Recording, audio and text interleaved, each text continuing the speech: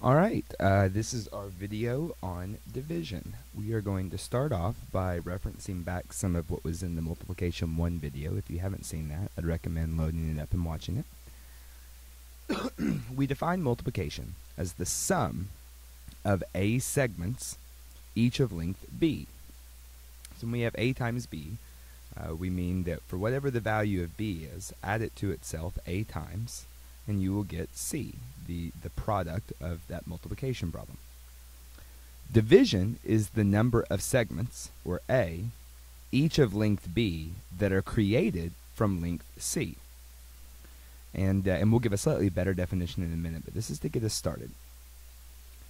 So what we're left with is if we have A times B, and that equals C, then if we take C and we divide it by B, we are going to get A.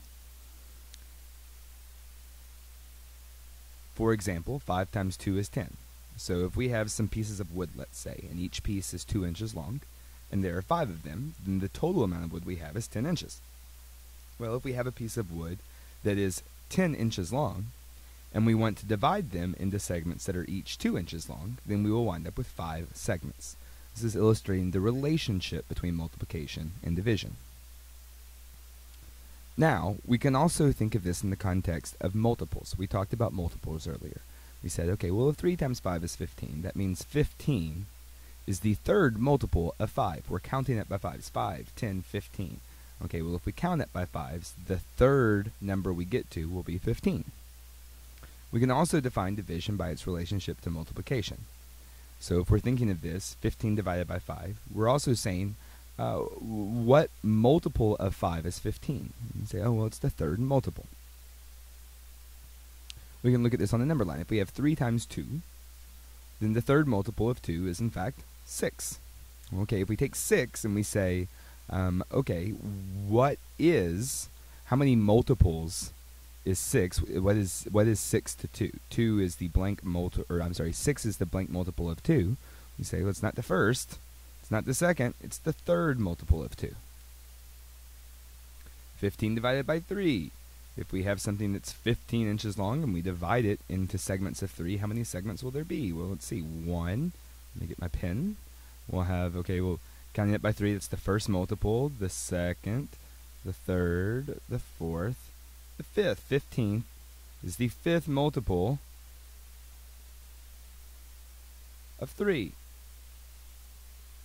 18 divided by 6. We're counting it by 6. 1, 2, 3. It is the third multiple. If we have something that's 18 inches long and we divide it into segments of 6, then we are going to get 3 segments. Now, we can think of this 4 times 3. Well, we know that that's going to be, let's see, 4 3s. So 1, 2, 3, 4. 4 times 3 is 12.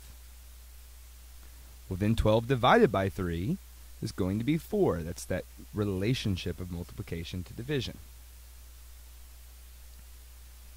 By definition, when we're asked what 4 times 3 is, we're in essence saying the length of 4 segments, each of length 3.